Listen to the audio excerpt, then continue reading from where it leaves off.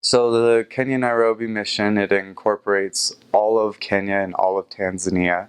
Um, there are currently, at least when I was serving there, there was one stake in Nairobi, a district out in Eldoret, and a district in Chulu, and they were working on getting a district in Mombasa. So uh, when I was there, anyways, one stake and two districts in Kenya, and then one district, which I've heard is now a stake in Tanzania in Dar es Salaam.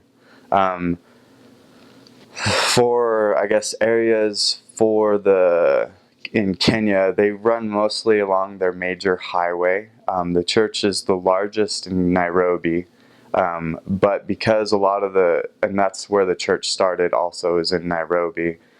People heard of the church, a couple missionaries started the proselyting work. Um, Elder Sitati was one of the first members also. He's now one of the first quorum of the 70s.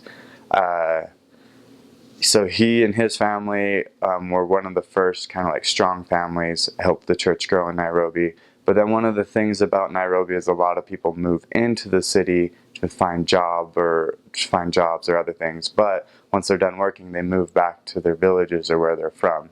And so that's kind of how the church is spread throughout Kenya. So all these places where people have learned the gospel and then went home, there's now branches in those various places. So the most eastern, or I guess it would be most western part of Kenya that there's currently missionary work is in Busia and Kisumu, which is right on Lake Victoria. And then it goes all the way to the coast to Mombasa, but it's right along the major highway. Other large areas of the church in Kenya is in the Chulu and Kilungu Hills. So that's kind of as far as the history or locations of the church. Things about Kenya in particular, there are 42 tribes, each with their own languages, different language.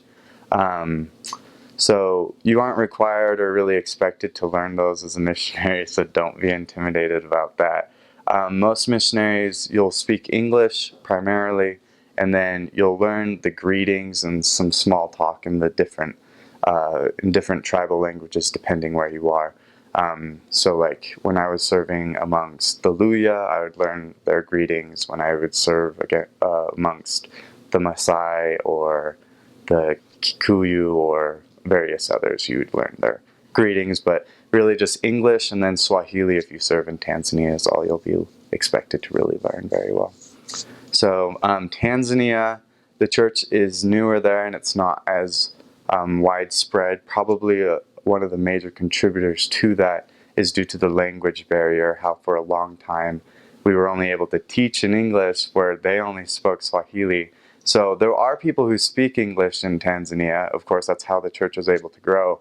But it's like in high school where we have the option to learn German or Spanish or other things, they have the option to learn English. So most of them take that option because they see it as a viable or like good resource or skill to know.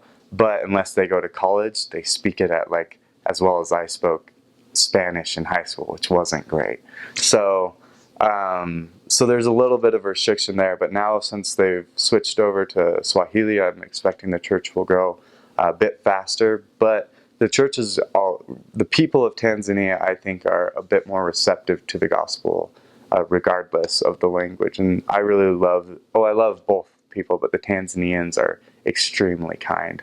And so the church is currently in Dar es Salaam, where they have their district, and then in Arusha, there's a couple of branches, and then out in, I think there's one other city, I forget the name of it, it's out by Lake Victoria.